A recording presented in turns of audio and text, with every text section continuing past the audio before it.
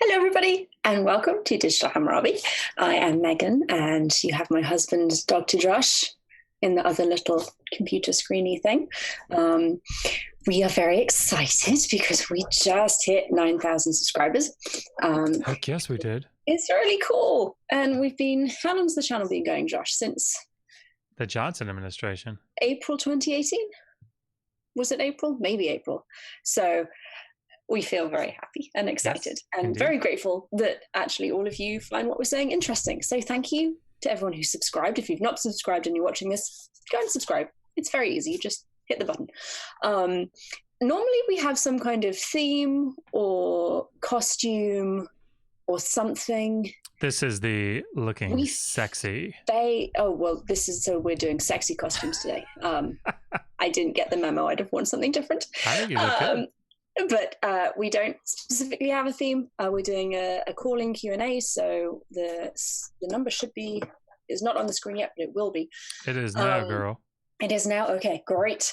But yeah, it's the summer holidays, which means all of our children are home, which means that really none of us have time to do anything except make sure the children don't, destroy the house, complain about being too bored, that kind of stuff, which is unfortunate because making up fun themes for live streams is actually an awful lot of fun. But anyway, we are going to do a live stream Q&A, so call in if you would like to talk to us, if you have a question, any question. It doesn't have to be related to the ancient Near East or the Bible.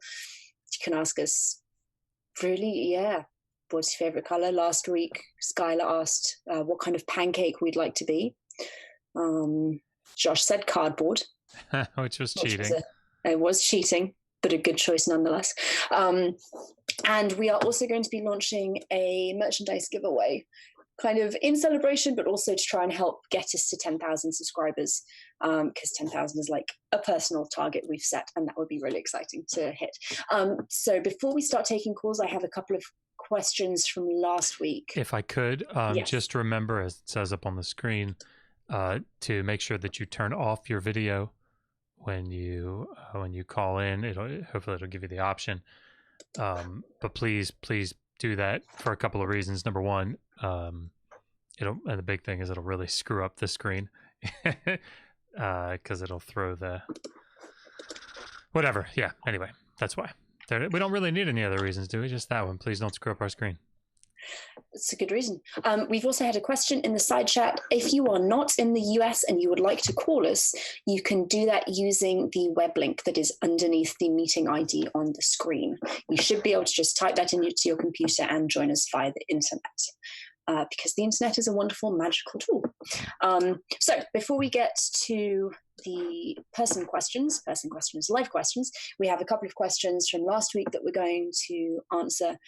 So first, Jeff McGinn. Why do you think that Acadian or Semitic languages replaced Sumerian in everyday usage, but persisted longer in liturgical use? More eloquence or economy in Semitic versus Sumerian languages? My feeling is that religious litanies tend to be more conservative and traditional. It's why you had Latin persisting in the church, why I think the Catholic Church still uses Latin. Changing religious rituals is something people don't tend to enjoy doing. Josh, you probably know more about this than I do. Yeah, I mean, I think you hit the nail on the head. So Sumerian was obviously the older language in the region, and it became sort of the, words have power. And that's one way, I guess, to think about it. But it's, it's the, I'm blanking on the word, but it's the older language. Yeah, I mean it's this language that,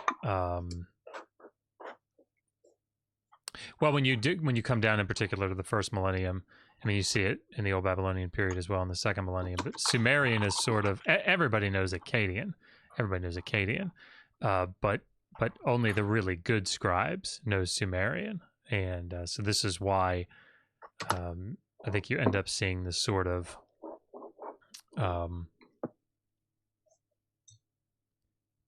and it's a more challenging language to learn, and because it wasn't spoken, it was more challenging to hold on to.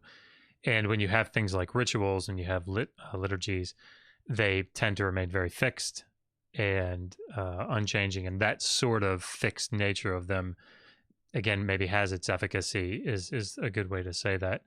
But those things tend to come down through time and get canonized, if you want to use that, or fixed in that long-term sense. So then when you get down into the first millennium, you see these lamentational liturgies that I wrote my dissertation on. They become very fixed, and so part of the Mesopotamian canon. So yeah. Excellent. Thank you, my love. We have a couple of Hebrew Bible questions, and then we can go to our first caller. Divine Disbelief says that Exodus 21, 22 to 25 seems to state that a fetus is not actually a human life. Is that what you read from the text as well? I mean, I don't think that. So, we want to be careful when we talk about issues that I don't. Well, let me say it this way: I don't think that the text is directly has that in mind. I don't think it's arguing the point one way or the other. What it is saying, though, is that from a custom, from a legal tradition standpoint, there was a different punishment for the death of a fetus. The fetus wasn't the focal point. It was the more than likely it was the injury to the woman. I'm sorry, I haven't had a lot of sleep. I was going to take a nap this afternoon, and that didn't happen. So I feel like I'm a little more sluggish than normal, which is fine. No, so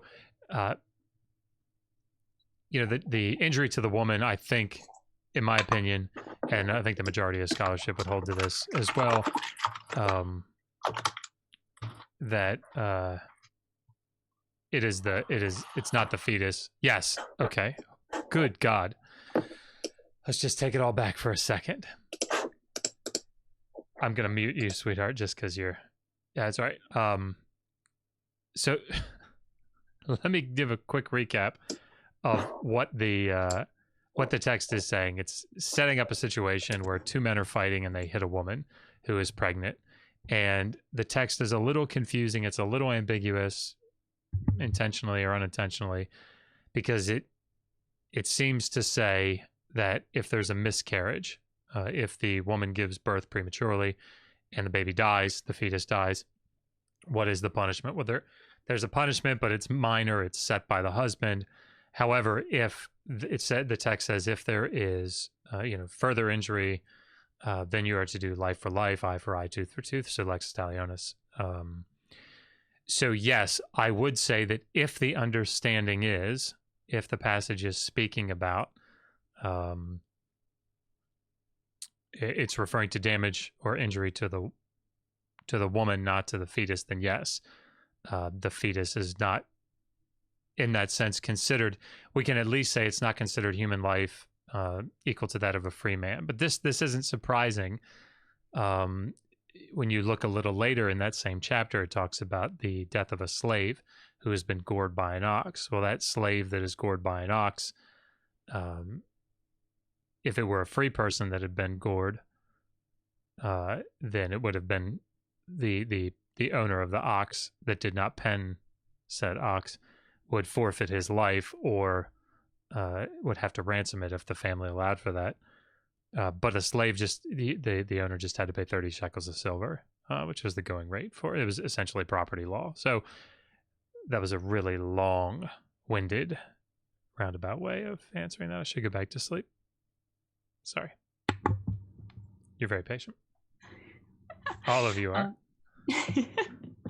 We have one more question before we go to our caller. Ears and Works said, are El and Asherah more prominent figures in Hebrew teachings, or are they still considered folklore? Say it again. Are El and Asherah more prominent figures in Hebrew teachings, or are they considered folklore? Hebrew teachings. So this was from last week. I suspect it may be more related to rabbinic literature. I see. Email this to Brack as well. Yeah, but we might want to hold off for Brack on that one if that's what that is. Email that in a minute. So caller one. All right, let me get over here. All right, caller, you are on the air. Is that me? It is. Hey, you should probably get some sleep. But I was just watching your guys' video on how homosexuality wasn't actually condemned in the Bible, and I honestly was just wondering where I could go for some more information on that. Yeah, absolutely. So that everybody understands what we're talking about here, there are two videos up on our channel, and they are summarizing. One is a little more in depth, although neither are terribly in depth, intentionally so, of an article that was published in Hebrew and Ancient Israel, I think is what the journal series is, 2017, if I'm correct, but it's by Idan Dershowitz and from Harvard, who wrote a very substantial article.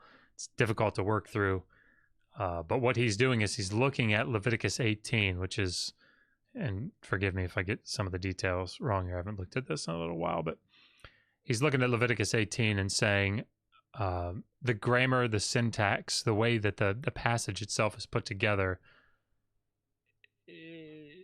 cumbersome at best. It's just strange looking. It looks a little pieced together. And without going into a great deal of detail here, Leviticus 18, of course, for everybody watching, is that passage that, very outrightly condemns homosexuality. So what Dershowitz is arguing is that we know that the Pentateuch, and in particular this section of Leviticus, was redacted over time. This particular portion is, it just looks like it's been pieced together. So it's been redacted. Layers have been added to it. This is his argument. I think it's a pretty sound argument. So what he's saying is that originally the text was, if you look at it, it's pretty clear that the main thrust of Leviticus 18 is don't have incestual relationships. And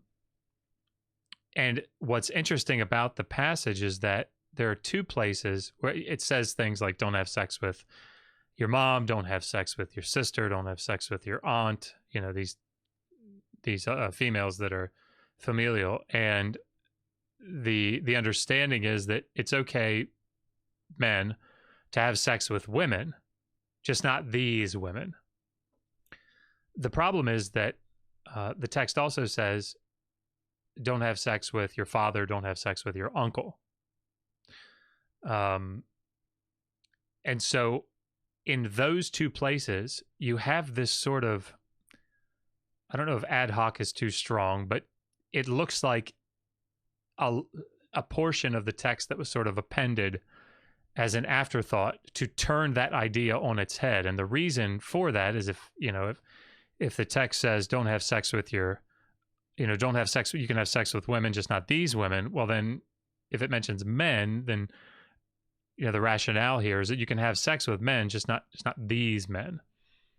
And so what his argument actually is, I think, is during the Persian period, so second half of the first millennium BCE, when it became quite taboo, I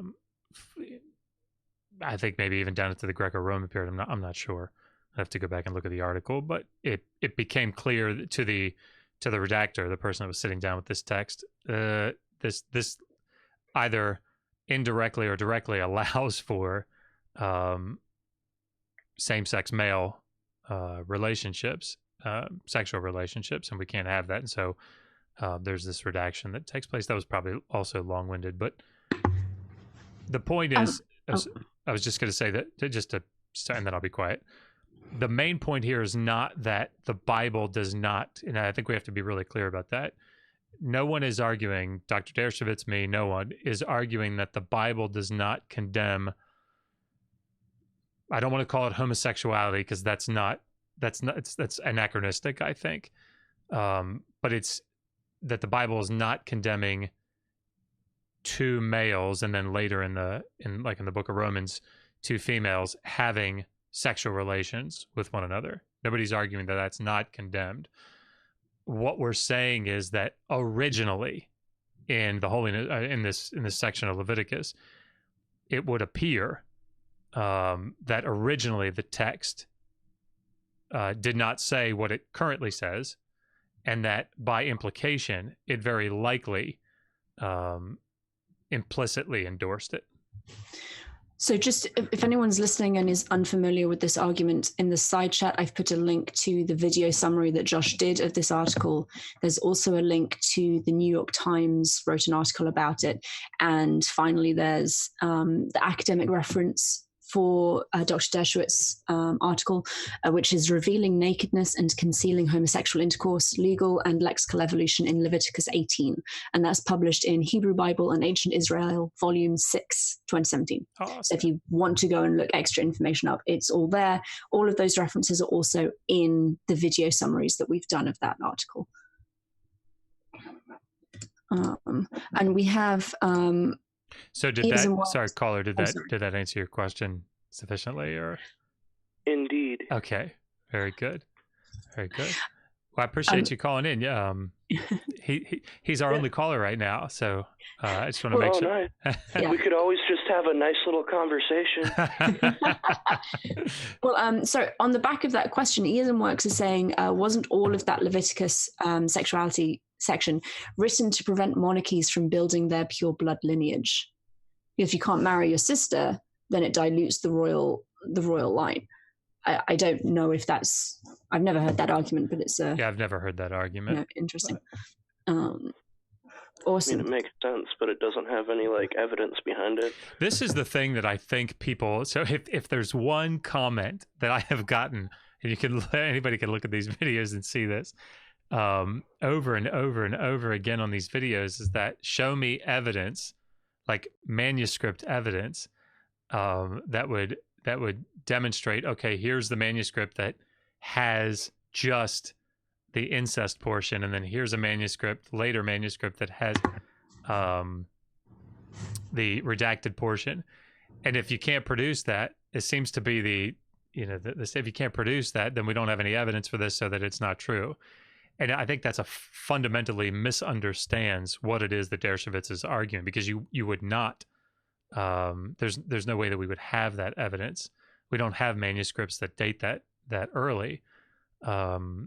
So I like looking for that sort of manuscript evidence. I think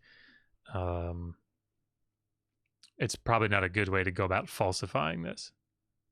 Indeed. Yeah. I mean, we don't have any records from that early in the church, barely. We have historical records, but in terms of manuscripts, I don't think we have any manuscripts, not just manuscripts from that part of the Bible, from that early. Yeah, I mean, Qumran, we're talking about, maybe 3rd century. A lot of it's from the 2nd century BCE. So I mean, it's very early. But yeah, I mean, looking for Persian period, Hebrew Bible manuscript evidence, I think it's just not a good way to go about falsifying that. So, indeed. Well, I really appreciate you calling, man. You got anything else for us? Not that I can think of. Cool. Well, if you think of something else, man, give us a call back. All right. Have a good day. You too. Thanks for calling. Too. So Jonah Epstein, again, same question thread. Does what is postulated to have happened with Leviticus 18 also apply to Leviticus 20? Yeah, I'd have to go back and look specifically. But I think, one of the things that I think Dershowitz argues is that there are two things that happen, particularly in Leviticus 18. You have, should I just read this? Yeah, go for it. And while you do that, I'm going to just go and grab another cup of tea. Okay. Do you want a coffee? I would love a cup of coffee. I've got to pull it up here.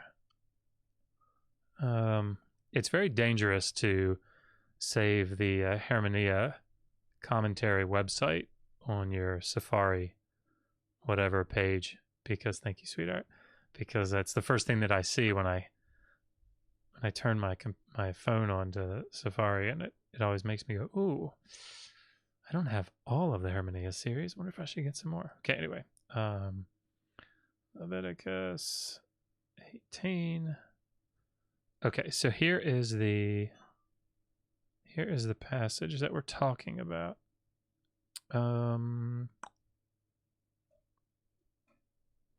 Okay, starting in verse 6. No one is to approach any close relative to have sexual relations. I am the Lord. Do not dishonor your father by having sexual relations with your mother. She is your mother. Do not have sexual relations with her. Do not have sexual relations with your father's wife. That would dishonor your father. Do not have sexual relations with your sister, either your father's daughter or your mother's daughter, whether she is born in the same home or elsewhere. Do not have sexual relations with your son's daughter or with your daughter's daughter. That would dishonor you. Do not have sexual relations with the daughter of your father's wife, born to your father. She is your sister. Do not have sexual relations with your father's sister. She is your father's close relative. Do not have sexual relations with your mother's sister, because she is your mother's close relative. Do not dishonor your father's brother by approaching his wife to have sexual relations. She is your aunt. Do not have sexual relations with your daughter-in-law. She is your son's wife. Do not have relations with her. Do not have sexual relations with your brother's wife. That would dishonor your brother. Do not have sexual relations with both a woman and her daughter. Do not have sexual relations with either her son's daughter or her daughter's daughter. They are her close relatives. That is wickedness. Do not take your wife's sister as a rival wife and have sexual relations with her while your wife is living. Do not approach a woman to have sexual relations during the uncleanness of her monthly period. Do not have sexual relations with your neighbor's wife and defile yourself with her. Do not give, this is where it starts to kind of, this is the hodgepodge. That's the word that I was trying to think of, the hodgepodge. It seems kind of hodgepodgey. Is that a thing? Hodgepodgey? Do not give any of your children to be sacrificed to Molech, however we want to take that. For you must not profane the name of your God. I am the Lord. Do not have sexual relations with a man as one does with a woman. That is detestable.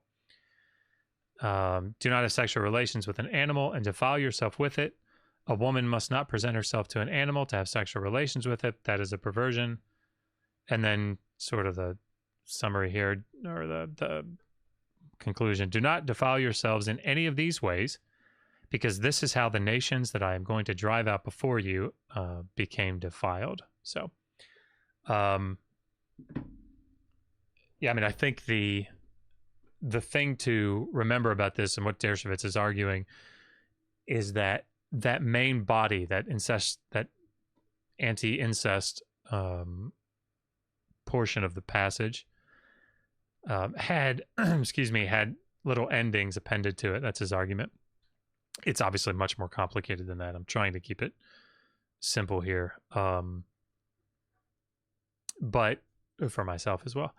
But then verse 22, for example, would have been also appended to the passage.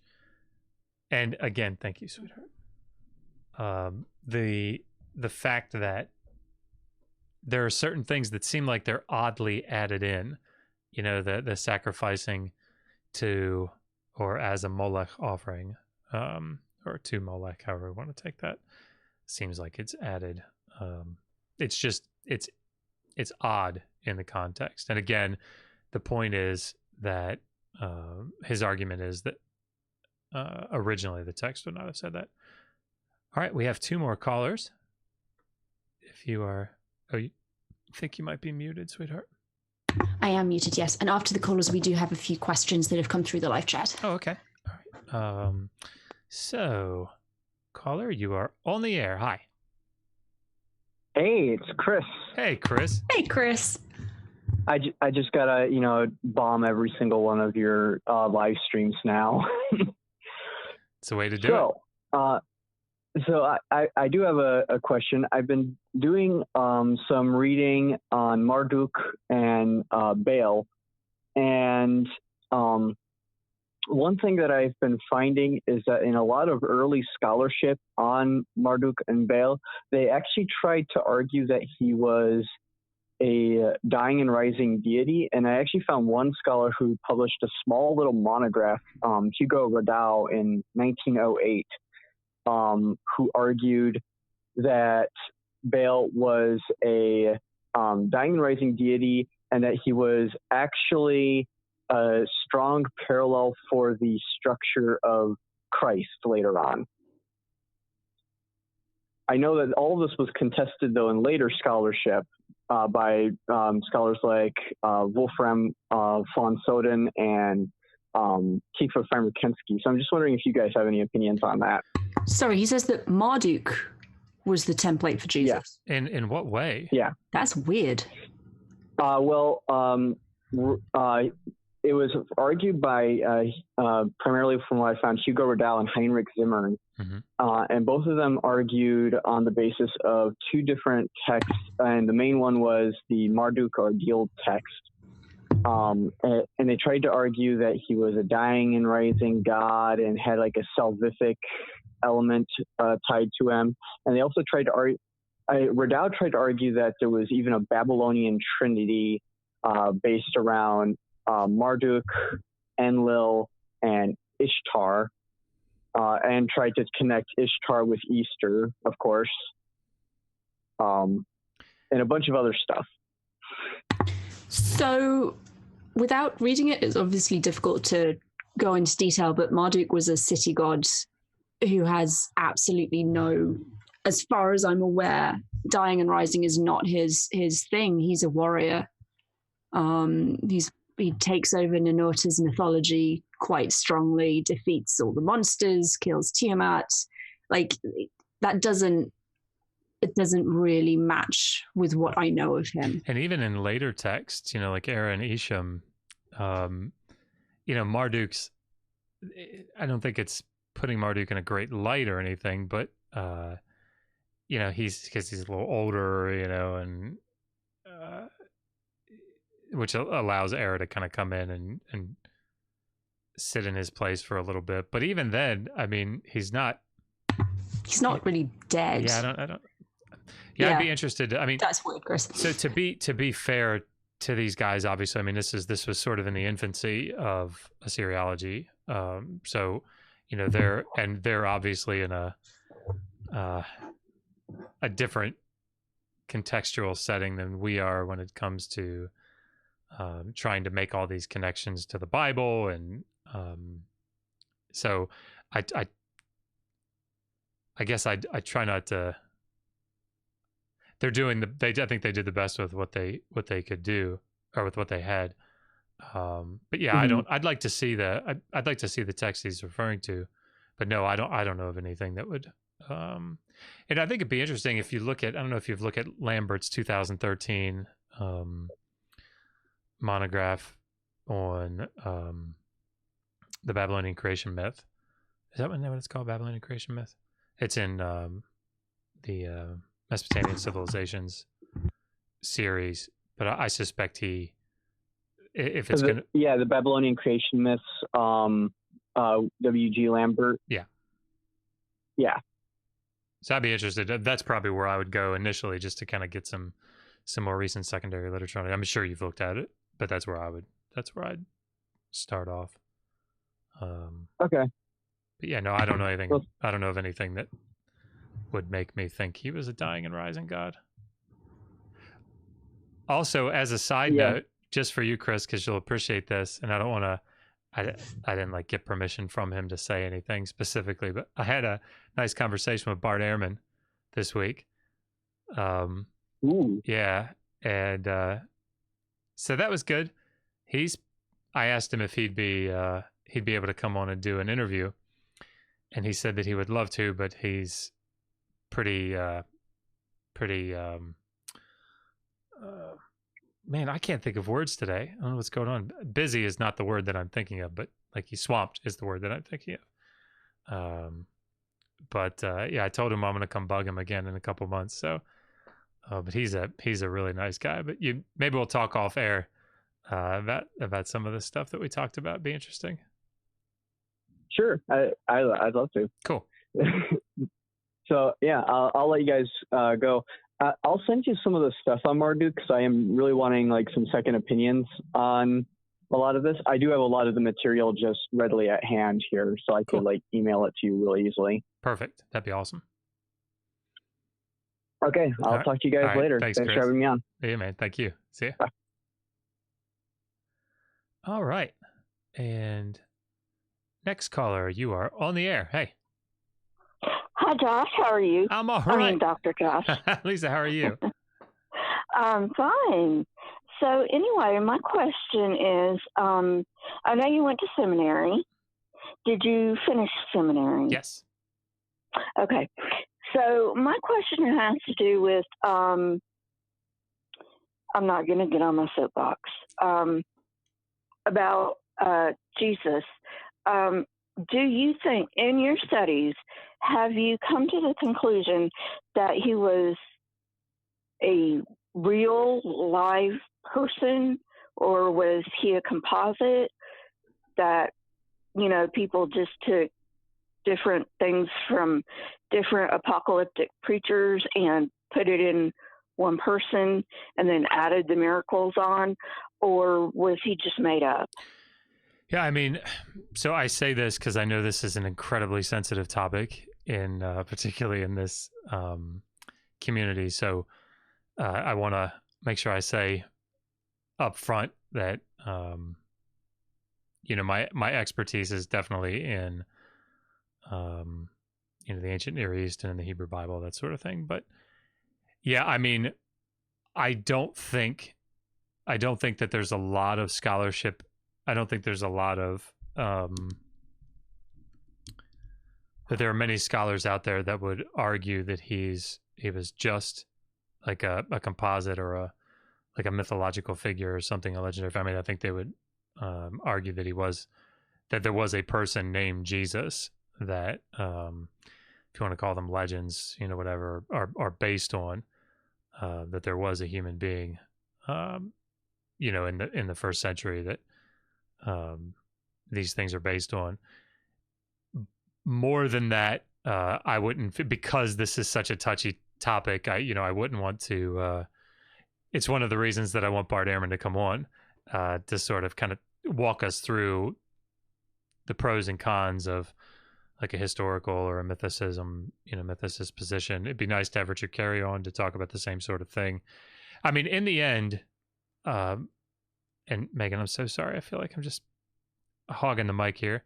No, I'm talking in the chat. Carry on. I think the big thing to remember for everybody that's listening, whatever camp you're in on this, it's not, in my opinion, it's not terribly relevant. In the sense that let's all assume, for the sake of argument, that there was a guy named Jesus that walked around in the first century and was killed by the Romans, and yeah, and that there was a group of people that founded a religion or developed a religion based on him. What difference does it make? The question that I ask myself is, what difference does that make from if you're looking at this, does this validate or invalidate the religion? No. In my opinion, it does not. And in the same way, when you have somebody like Gilgamesh, I think Gilgamesh is a pretty good example or a pretty good comparison here. Gilgamesh was probably a real guy. If you read Andrew George's work on the Gilgamesh epic, you know, he presents evidence for his actual existence, and you know, I don't think that he would come down and say, yes, we definitely know that Gilgamesh was a king in the third millennium, but we're pretty sure. Does that mean that he went to the cedar forest and killed 🀭? Did he walk around with Enkidu? Did he later travel to the ends of the earth and meet Utnapishtim? No, right? Those two things it doesn't follow that because the guy existed, that all these legends that built up around him are therefore validated. I don't know, at least am I answering your question at all? No, I mean, you are to an extent, you know, and I understand you want to be politically sensitive about this. It's no big deal. I was just I was just wondering if there was any evidence for him being an historical figure, or if there's any evidence that he's just a composite. Yeah, I think probably the best thing to do here is to get some New Testament scholars on the channel. And okay. it's one of the things that I talked to Dr. Ehrman about. For everybody that doesn't know, Bart Ehrman is, I think, graduated from Princeton with his PhD in New Testament studies. He was an evangelical Christian, fundamentalist Christian. His story's similar-ish to mine, and he got his PhD in New Testament studies. He's teaching now at University of North Carolina, Chapel Hill, and I think that, so I emailed him and talked to him a little bit, and he gave me actually some names of some younger scholars that are in the field, New Testament studies, that would, probably, would be willing to come on and talk about that sort of thing. So I think that's probably just the best thing to do here, is get people that are in the field in that particular area. If you asked me right now, like, Josh, you have to you have to tell me, you make a decision. Yes, I'm going to say that Jesus was a historical figure. The thing is, like, all the things that people seem to argue based on that, to me, it just doesn't follow. It just doesn't follow. Like, that's not some linchpin in this. Oh, he was a real person, therefore he walked on water, therefore he fed 5,000, therefore, no. I mean, that's, those things don't follow from that any more than Gilgamesh was a real guy, and so, he talked to the scorpion men. Right. Well, I just wanted to know your opinion on that. I had forgotten to ask while you were on my channel. By the way, I haven't become, like, good at Streamlabs by any means, but I've, out of necessity, had to get better at it. If you ever have any, I know you got Nacha, but if I can ever help with it in any way, let me know. Because I think I've gotten a little bit better at it. But yeah. Okay, you have a good day. All right, thanks, Lisa. You too. Bye. Okay, we have had a couple of questions through the live chat, so I'm going to just get to those before we have another caller. So 123 GooberP, which is an awesome name. It really is. Every time I hear it. Asks, is there an artifact, document, or relic anywhere in the world you would like to see and handle? The one I would like is the Gwenol lioness, which is a tiny little statue. It's like 3¼ inches high. I think it's ivory, and it's 5,000 years old. And it's a phallus. It's not a phallus. Oh. It's a lioness. And that's what they call it. It's just in quotes. Lioness. No, they don't. Oh. It's an anthropomorphic lioness with, like, ears and eyes and everything. Does it have No, because it's a lioness. It's a lady. Yeah, but look, this does not have a penis. Look, this is, I feel like you're giving a link into in the chat so everyone can look and see how beautiful it is. But it's stunning, and I would love to just look at it and be able to touch it and hold it. Unfortunately, it's in a private collection, and even if it wasn't, I doubt any museum anywhere would give me access to it. But it's stunning, and I love it. I would like to handle Proc 2 B471 and collate it. Would you like to give some context to that? That's it. That's all I want to say. Thank you, and good night. So, yes, I'll give some context if that's what you want. Mm-hmm. So I wrote my dissertation on liturgical texts from this early 2nd millennium BCE city of Kish in Iraq, in Mesopotamia. And there was one tablet in particular that I made like a commentary on. It's an edition is what we call it. And that edition was of tablet Proc 2 B471. That's what it is. And unfortunately, it's in a bunch of the tablets from this collection or from this city are in the museum in Istanbul, which is not easy to get into. And the others are in the Louvre in Paris. And I also could not get access to that. So I wrote my dissertation, a big portion of my dissertation on this tablet, and I wasn't allowed to look at it. Unfortunately. But thank you for the question. That's a good one. Donna Noble has asked when we can expect to hear more from our HAPS scholars. If you're new to the channel, you probably don't know about HAPS because it's been quiet for a while, but HAPS stands for Humans Against Poor Scholarship. Heck yes, it does. It's a crowdfunded research program that we run, and we actually have a patron dedicated to it. It's patreon.com/HAPS or HAPS Fund. I think it's /HAPS. I think it's HAPS Fund, yeah. And the money that we raise through there goes to grad students to support them over the summer. And how it works is everyone who donates money gets to vote on which students the money goes to. So in March, I think we interviewed 12 or 13 PhD students, all of whom are working on material from the ancient Near East, including the Hebrew Bible, I think a couple of biblicists as well. We interviewed them on the channel. Everyone got to ask questions and interact with them. And then after those interviews were complete, all our donors were given the opportunity to vote on which students they wanted to see funded. And we actually are very proud and excited. Everyone was generous enough that we managed to fund 3 students $2,000 ahead, which really does make a difference to PhD students. Working while you're in education is actually quite difficult, and it makes your education take longer, which means you spend more money on things like tuition. So all that being said, we have 3 fantastic scholars that we are funding.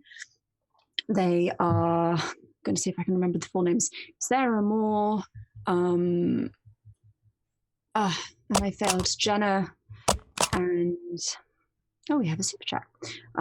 Yes, I can't remember everyone's names, but they're 3 awesome ladies, and we will be getting them back on by the end of the summer, possibly the beginning of August. I do need to message them all and work out when is a good time to have them on, but it should be beginning of August. I'm away for the last 2 weeks of August, so if we don't manage to get them on then it will be the early weeks in September. But thank you for asking. I'm very much looking forward to talking to them all again. We have a super chat, Joshua. Would you like? Yeah. Okay, I'm here to help. So 123 GooberP. I think this is Australian $9. Thank you very much. 123 GooberP. Okay. Thanks, Megan, Josh. Congrats on the 9K. That's 9,000, of course. If you evolve, you would know that. Okay. Subscribers. Now, can I just hear Kent Hovind say phallus? Okay. Let me say it again. Phallus. It's another term for one's wee-wee. Well, look, I'm here to help. When you have a quiet moment, he. Well, I don't know why that's funny. Perhaps if you evolve a bit more, it won't be funny. Okay. I can't believe you just said wee-wee. Did I? I don't think I did. Well, sorry, Kent Hovind said wee-wee. That's amazing. Some more questions. Steve Bowden says, Greek civilization. How important is the writing system known as Linear B? I've never heard a word about Linear A. Did it or not make the cut? Well, Linear A hasn't actually been deciphered yet, which is why you don't hear much of it, because they're still working on reading it. But yeah, Linear B is pretty important. I can't tell you how important. I'm not a Greek person, but yeah, important stuff. Josh, thoughts on Linear A? Josh, it has less classical education than I do. Albeit. A bit. By the way, if I could just ask everybody. Yes. So an amazing fan of ours wrote in a private email. I don't know if I'm supposed to say their name. Anyway, giving some much needed advice on audio tuning. I can't remember what it's called, but anyway, I have tried to do some, so I don't know how the audio sounds, but if it sounds good, let us know. or if you can tell the difference. Sounds good from my end. The thing is, I don't think you'd be able to hear the difference because it's processing Probably. through OBS. So anyway. What are our favorite book or book series? Fiction. Joshua. All right. I was going to say Harry Potter, but I can't say it because everybody would say Harry Potter. You can say Harry Potter. I can't. I have to be more original. I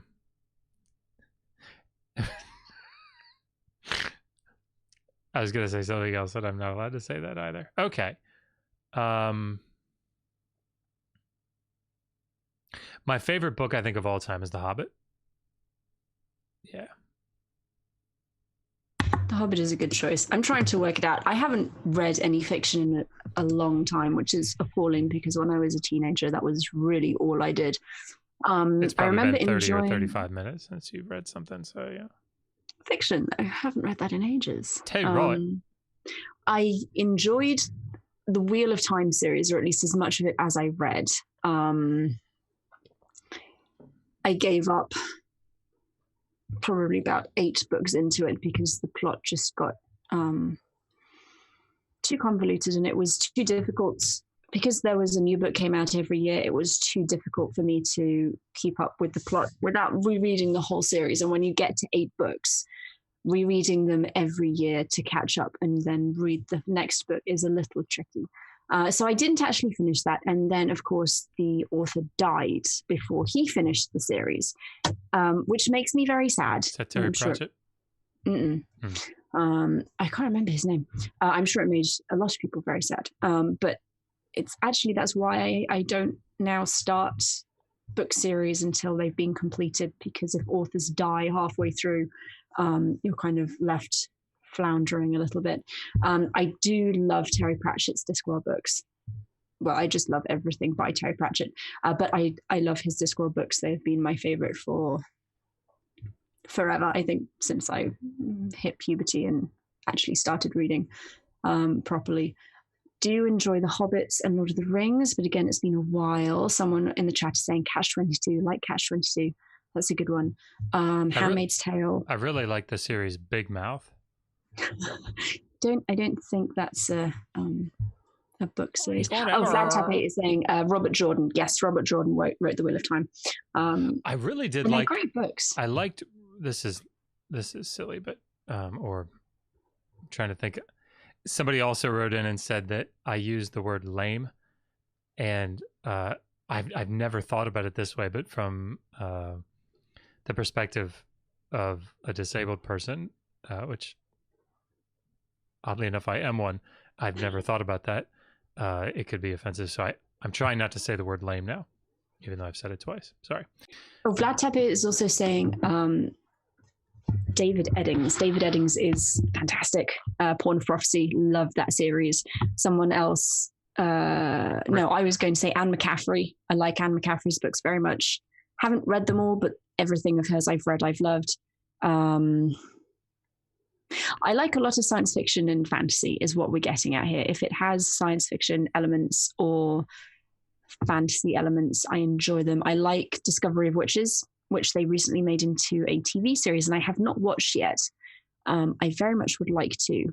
And if you haven't seen it, the adaptation of Good Omens on Amazon is actually really, really good. We're watching it with our 12-year-old, and she is loving it. You just have a thing for... David Tennant? Yes. I do. He's pretty cool. Cool. So that's all I was going to say Rick Riordan. Things. Remember when we read all those Greek mythology? Percy Jackson. Read all Paige those. Likes those We read much. the whole series. Each night we'd read to Paige and read the whole series to her, which is really awesome. Also Ian M. Banks. Yep. Enjoy Fearsome Engine. That was awesome. I've said awesome like 8 million times. And The Wasp Factory. That is one of the more disturbing books I think I've ever read. I love Ian M. Banks, but some of his stuff is like trippy. Very trippy. Okay, so we've covered all of the books, I think, in the whole world I've said that I love and would like to read again. And sorry, Vlad is saying necroscope. I read that in college. Also good. Not my favorite, but very good. Anyway, sorry, I keep getting distracted because people are like us recommending fantastic books. I'm like, oh yeah, I read that 20 years ago, but I read it.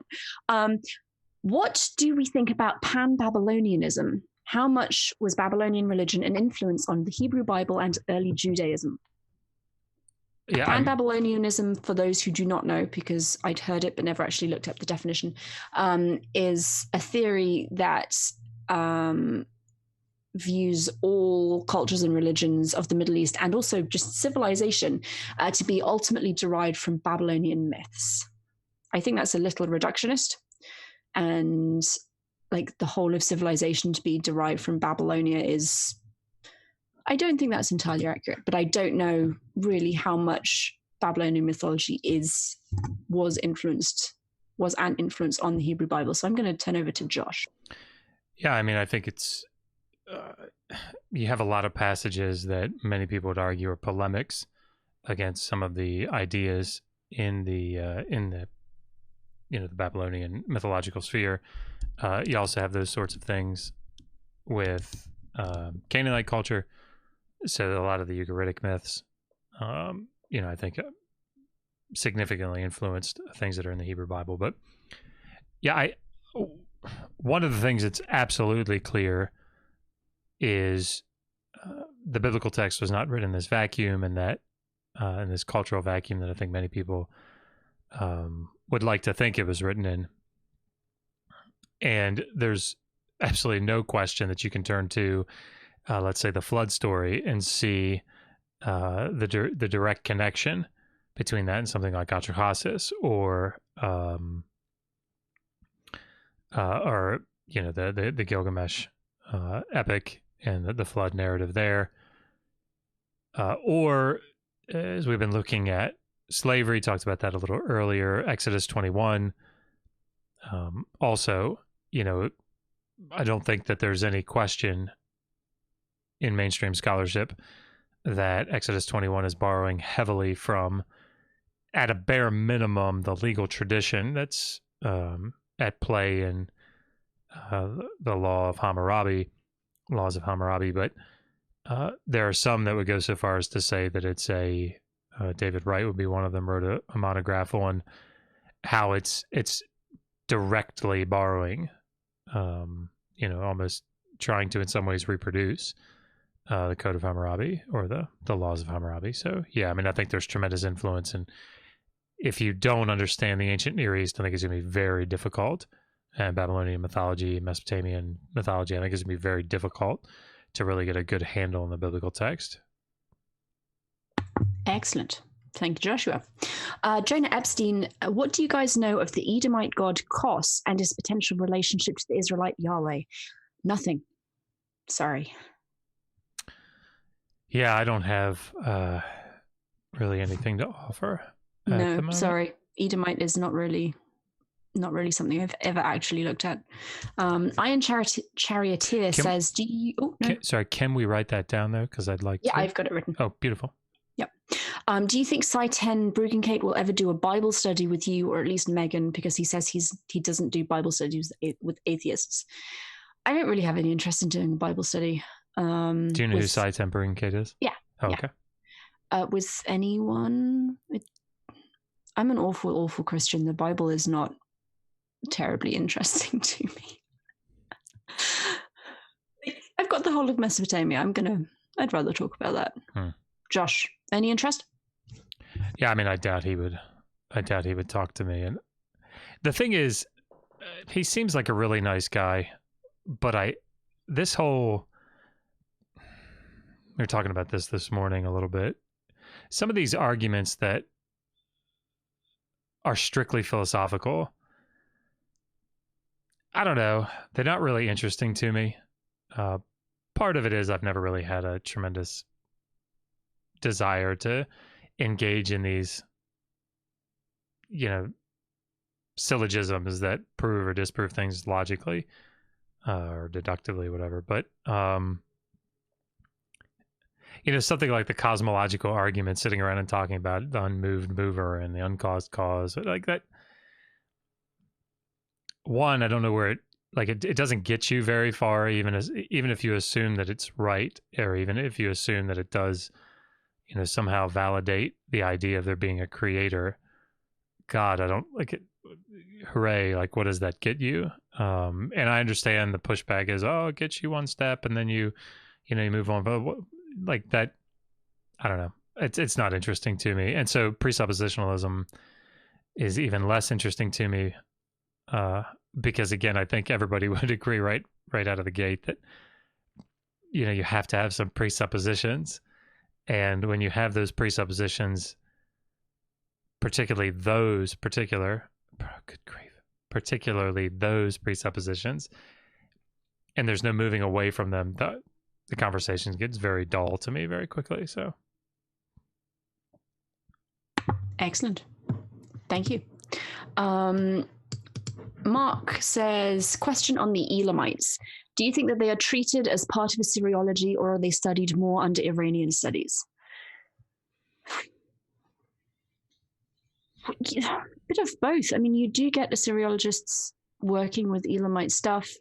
They are in the same cultural sphere. The histories collide and intersect in really interesting ways. So yeah, it's definitely a facet of Assyriological studies, but there are also people who just focus on Elamites and Elamite culture and languages. So yeah, I think a bit of both. Yeah, it's probably something similar to Hittite. Yeah, right. Hittitology is its own thing, but it's also kind of contained within wider Assyriological study. I'd really like to get Rob Marinu on here. Yeah.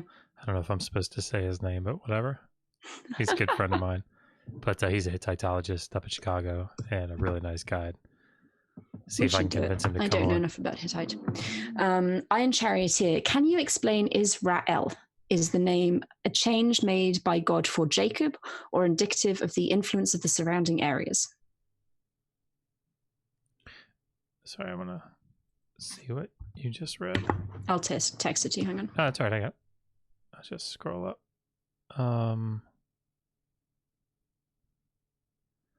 Is the name a change made by God for Jacob, or indicative?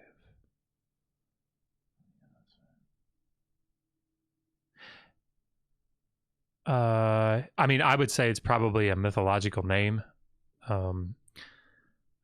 So like, there are a couple different options. Ale wrestles, or wrestling with ale. I think there's another option too, but it's escaping me. But yeah, I mean, I think this is, from a mythological standpoint, this is trying to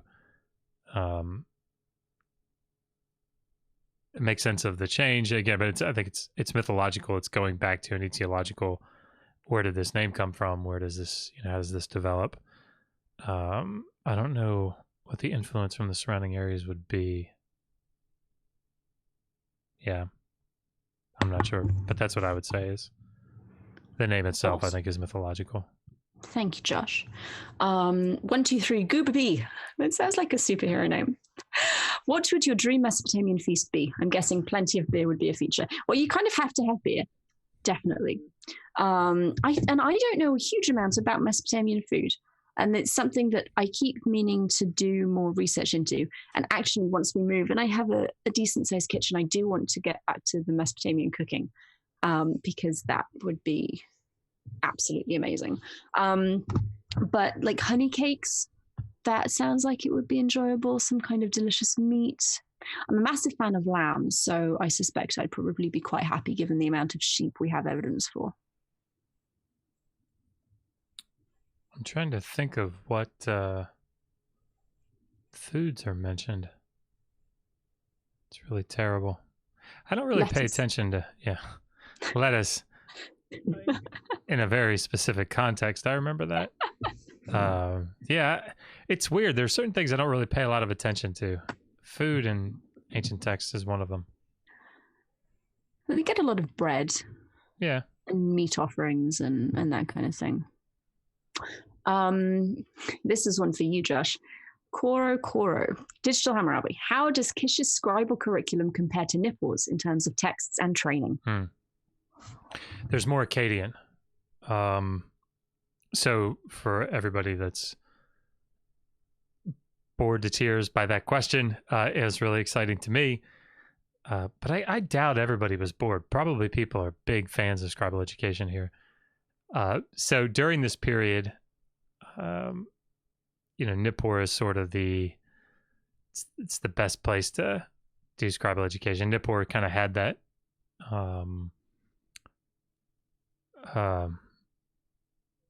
why can't I think of that word? Like, they're known for it. It's their reputation. Yeah. But it's the place to be for scribes. And part of my dissertation actually was to compare some of the Old Babylonian, first half of the second millennium, first part of the second millennium corpora that we have scribal, of scribal text. So I looked at like the city of Ur, the city of Nippur, Sippar, where else? I can't remember. Isin, I think. Anyway, and then Kish, and to try to see what the differences were. And one of the things that I found, so Paul Del Nero wrote an article in 2015, I think, where he compared Ur to Nippur, and he saw that there's a lot of texts that are dedicated to the moon god Nana, which makes sense because that's the city god of Ur. And sorry, you see, you're talking about the Ur. Never mind, ignore me. I was just going to jump in and repeat exactly what you just said. No, that's good. Because she knows that and she didn't write her dissertation on it, so that's how good she is. Well, I wrote a dissertation chapter on it, so. That's true. And interestingly, at Ur, you also get a whole bunch of royal inscriptions in the scribal schools. Like, more than is normal. But at Kish, one of the things that I found was that there are many more Acadian texts. There's still plenty of Sumerian, no question, but a lot of Acadian. And the conclusion that I kind of came to tentatively, and hopefully somebody will pick this up and run with it in the future, is that,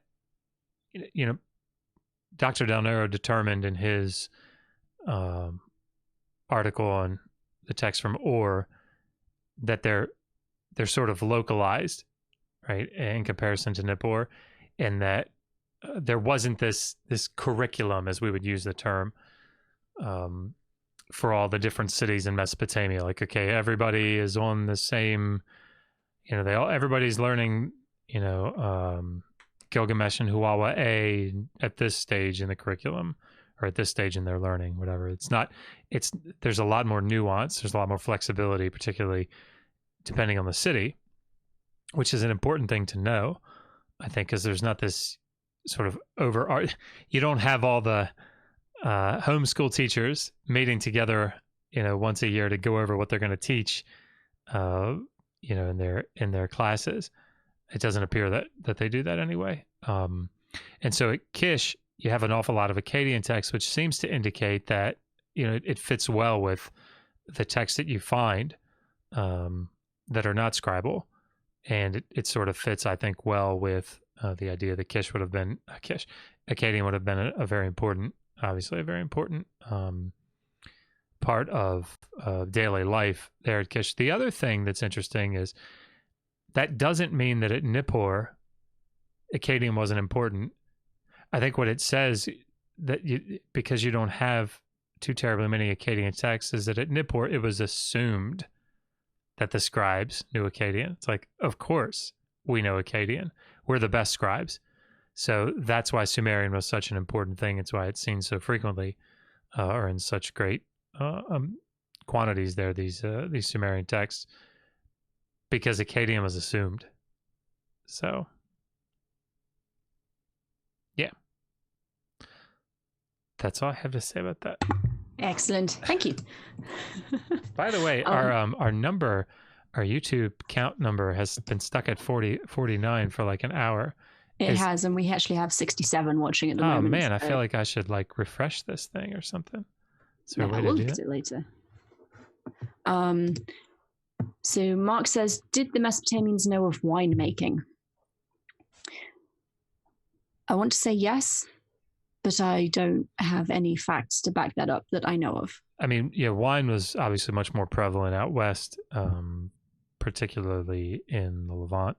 Over, it's one of the things that you see in Palestine is a lot of vineyards. Yeah, I don't know. See, that's another thing that I don't pay a lot of attention to. Those types of commodities. Yeah. We also have another question. How prevalent was child sacrifice in the ancient Near East? There's a great book on that. And actually, Megan, if you feel like grabbing, you're just so much better at this than I am. Or one of our mods could do it. Go and grab the link to the interview that we did with Dr. Heath Durrell. I think we should probably have him back on because there was a recent critique done of some of his arguments by Dr. Michael Heiser, and I haven't watched the video yet, but Heath is a very serious scholar, and so actually I can grab the book if you want me to grab the book. I don't know. No, she says no. My wife said I can't. By the way, what do you guys think of the cool bench? We got that today at something. What did we get those? It's used, obviously. Barn sale. A barn sale. That's how we roll.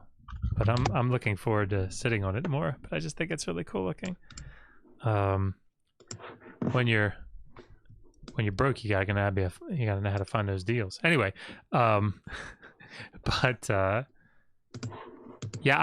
prevalent, not very. I wouldn't think. And I think that's what Dr. Durrell would argue, that it's not terribly prevalent. However, that in no way indicates that it wasn't done, and that the biblical text doesn't assume child sacrifice. So, yeah, but it's a good book. It's called Child Sacrifice in Ancient Israel, maybe? I think so. Yeah, but we've got a video where we did an interview, so hopefully it's in the side chat. It is. Pirate Penguin says, I'm wanting to change my major to focus on ancient history and religion. What advice could you give for schooling? It depends entirely how far you want to go with it. If you want to go all the way through grad school, then start learning French and German now. Because you will have to take French and German competency exams in order to pass your PhD. If you are interested in ancient languages, then I'd also recommend you try and start learning them now, because the more experience you have with them, the easier it is once you start doing research. If you are purely looking at this from an enjoyment standpoint for an undergraduate degree, then I would just pick what you enjoy. Just go with the thing that you're most interested in, because that will sustain you through the 3-4 years that you have school for. And honestly, this is if you'd like to call in, we can have a quick 5-minute chat about it, because this is actually something that I think we need to focus on perhaps a little bit more on this channel. One of the things, maybe one of the primary things that we want to do is get good scholarship, not only out to our viewers, but the end goal of that, I think one of the end goals is to try to get people interested in learning how to do good research, good scholarship. So I think that focusing on these types of questions, people that are looking to get a bachelor's degree or get a master's degree, or I think this is an important thing that we can talk about and help with. And not just us. I mean, all the other very successful PhD students and people in the field, I think can offer really good advice on this sort of thing. And it also doesn't hurt to get to know some of these people, because depending on what you want to do, they might be able to help. Exactly. So question, what symbolized wealth in early Mesopotamia? Actually, a lot of the same things that we'd have here. Precious metals, precious gemstones, land animals, all that kind of stuff. Especially things that came from a long way away, which is why things like silver and lapis lazuli were so highly prized, because you couldn't get them locally. You had to trade for them, which made them rare and expensive, and therefore a great status symbol. The way that you say lapis lazuli is like it's music to my ears every time you say it. You're amazing. Someone else is asking, what about all the scientific tablets? Dr. Pete Peterson claims that he read a Sumerian tablet with engine technology for UFOs. Well, that's bullshit. I shouldn't say that, because without reading that exact tablet myself, I don't know for a fact, but I know for a fact that's bullshit. Scientific tablets that we have tends to be in the vein of divination texts. Some technical tablets, things like smelting ingredients are written down. Recipes for medicines are written down. There is an ancient Sumerian proverb about that and the distribution of those things that undergo that process, and it is whoever smelt it dealt it. I'll be right back. Thank you, Josh. If you have a tablet reference for the UFO engine, I would love to read it, because I would really, really like to see what it actually says. I don't know who Pete Peterson is. I'd be fascinated to know if he actually has any training in Sumerian. I suspect not.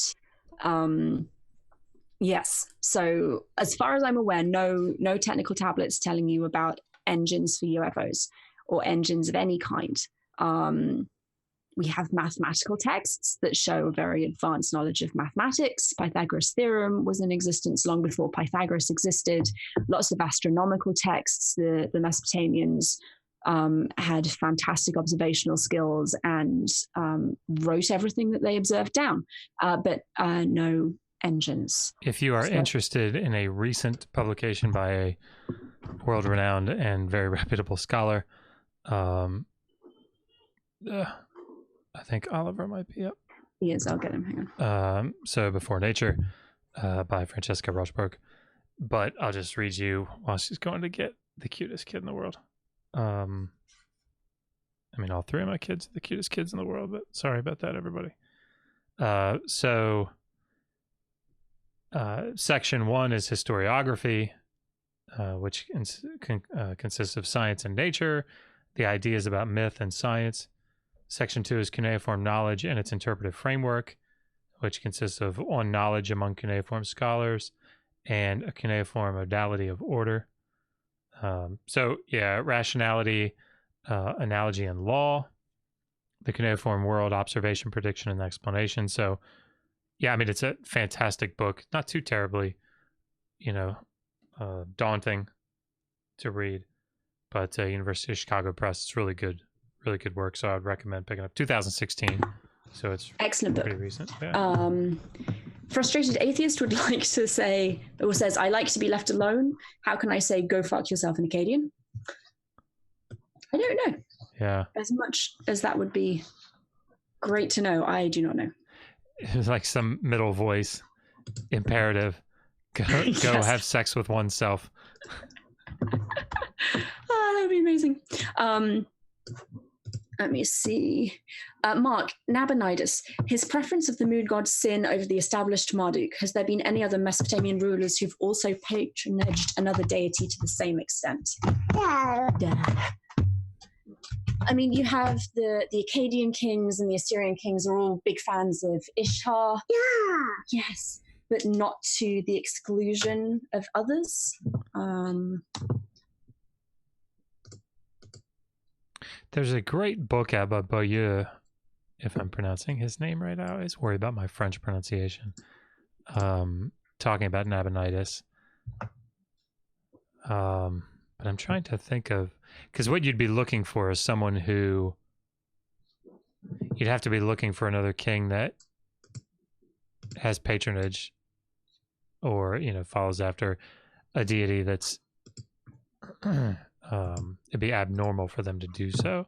The big problem with Nabonidus was not so much that I don't think the problem was so much that he, worshipped another deity.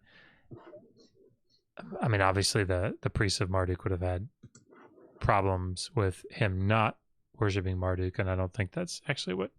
But anyway, but it's the fact that because he was gone, the Akitu festival, the New Year's festival, could not take place because the king had to be there for that, and there were lots of problems with the neglect of the Marduk priesthood. And anyway, I don't know of another odd patronage, deity patronage. Iron Charioteer. So Abraham came from Babylon and established Canaan. Is that true? No. So the end. Sorry, Josh is going to give you a serious answer. No, so according to the biblical text, the Hebrew Bible, Abraham and Terah, his father, is supposed to come from, and his nephew Lot are all supposed to come from Ur of the Chaldees, which is, problematic, but nonetheless, he's supposed to come from Ur.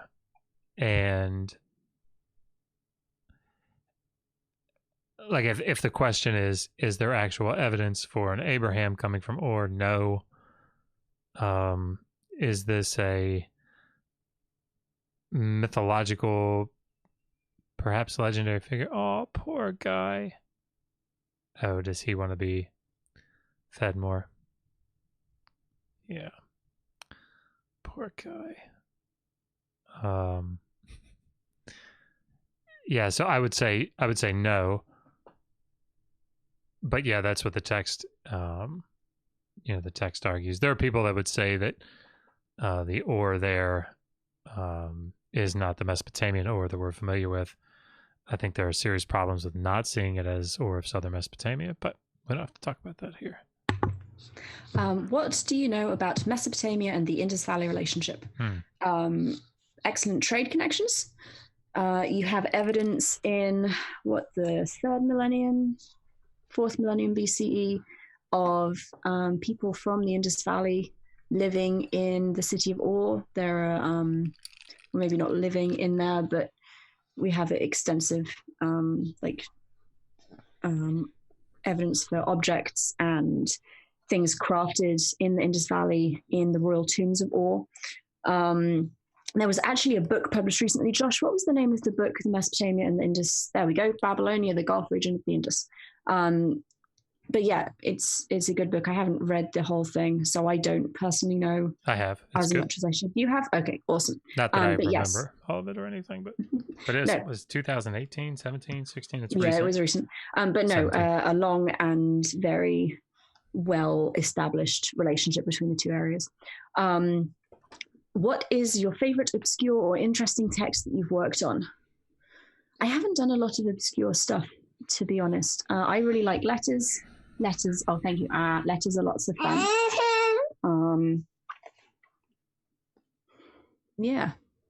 Josh, you've done more obscure stuff than me. I really enjoyed translating through that those old Assyrian texts. There's the incantation to the black dog. There's also the Sargon literary text from the old Assyrian period.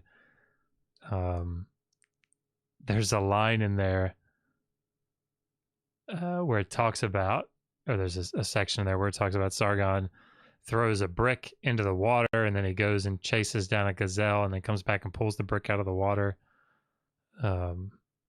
Yeah, very interesting stuff from those merchants.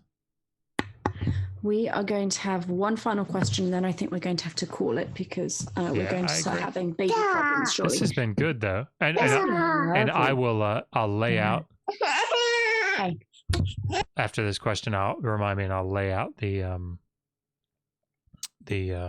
what we're gonna do for the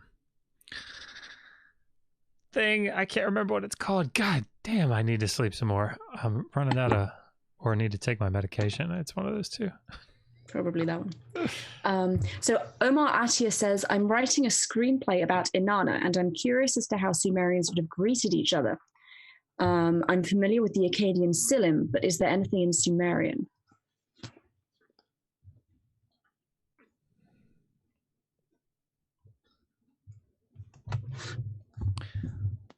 I mean, if you're Shukale Tuda and you see Inanna, you greet her in a... That wasn't funny. I'm sorry. Sorry for anybody that... Okay. No, I don't... Nothing's coming to memory back from... Or to my mind. Maybe we can write that down and take a look at it. It's a good question. You want me to go ahead and talk about... okay. So here's what we're going to do. I told Megan that I would volunteer. We're not going to do this one, but I just wanted to put it out there that if Megan does ever sign off on this, I'll do it. I'm willing to do it. It will be unfun, but whatever. People seem to really enjoy when I grew my beard out a little bit. And so I told Megan that I would continue to grow my beard out as long as we went up like 1,000. We'd set like a time limit or reasonable time frame to go up 1,000 subscribers. So we get to 10,000 within, I don't know, let's just say a month.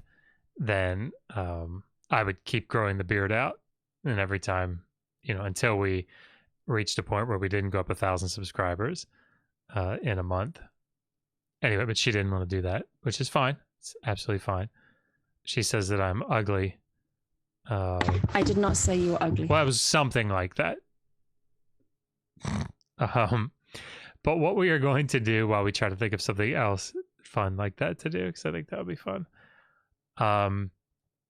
is we are going to try to, we want to try to get, obviously, Digital Hammurabi out there as much as possible, obviously for us to get more coverage, but I think the more coverage that we get, the better, the more people will be able to, know about us and to donate to the HAPS fund.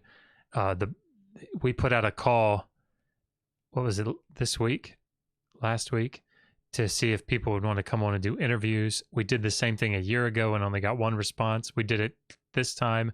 How many responses did we get? Like 15? Oh, 15, yeah. So our notoriety is, we're out there. So what we'd like to do is try to, give that a shot in the arm. So what we'd like to do is we're going to give away some of our swag, some of our Chandice, our merch. Oh my gosh, look at him. So we're going to order some stuff. I think we started to make a list. We're going to get a Digital Hammurabi coffee mug, Digital Hammurabi t-shirts, Digital Hammurabi bag. I can't remember what else we had, but we're going to get some of this stuff from our Teespring account, from our Streamlabs. We're going to go ahead and buy it, our own money, and then we're going to sign it, and we're going to run like what is it? Is it not a raffle? What would it be? Like a giveaway. Yeah, run a giveaway. So here's how you enter. You share us on your social media. So if you share us on Twitter, I don't know, however that works, share us on Twitter. What is that I was going to say? Maybe say something nice about us. Tag us in it. That would be ideal so that people can immediately know who we are on Twitter, follow us on Twitter, or anyway, I'm telling you more than I understand. But when you share us on that social media, take a screenshot of it on your phone, your computer, whatever, and email us that screenshot. When you do that, give us the screen name that you would like us to enter you under. Oh, poor guy.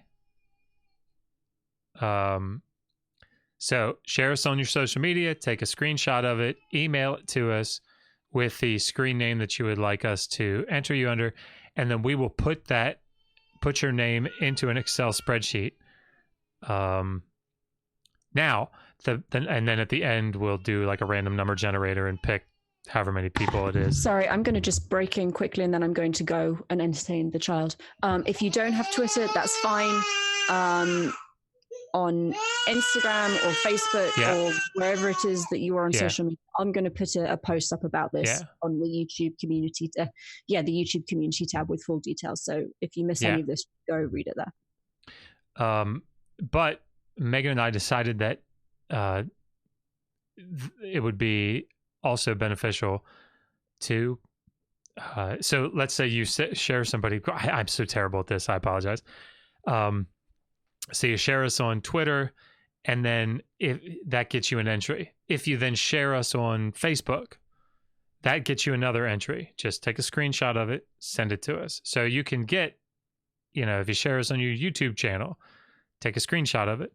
But the point is that we want to get the channel out there so that we can get exposure. This is obviously I'm sure, self-evident to everybody, but that will, get us into a position where we can, get you guys some of our cool Chandice. It'll be sort of limited edition because we'll sign it, and we'll get I think we'll do some stickers. Yeah, anyway, but that's sort of the plan, and we'll do that until we hit 10,000 subscribers. For our 10,000 subscriber celebration, that's when we'll, do the drawing and announcements. And I think what we'll do, we'll develop this as we go, but I think what we'll do is there'll be like a certain number of people that we will put, all the winners we'll put in the description of the 10,000 subscriber video, and with a link to your site, so people can find you and subscribe. Anyway, we'll develop that, but that's sort of the basic thing. And I think Skylar and I are going to do this as well on Skylar's channel, so I think this would be really useful. We need to get him to 5,000 subs, everybody. If you haven't subscribed to Skylar Fiction, please, for the love of God, go over there and subscribe. I'm over there a lot with him, and it's just a lot of fun over there. So, okay. Sorry. I don't even think Megan can hear me anymore, so I am going to go ahead and wrap this up. I will check the live chat really quickly. So yeah, go ahead and share us on your social media. But I am going to, I'm gonna go ahead and end the stream. Thank you all so much for watching. This has always been, it's always a pleasure, and it's been a lot of fun. Any questions that you have, please email us at digitalhammurabi@gmail.com, and we'll either answer those questions in the next live stream or send you a quick email back or something if we can. But great. Thank you all so much. And until next time, resist poor scholarship. Always ask, how do you know that?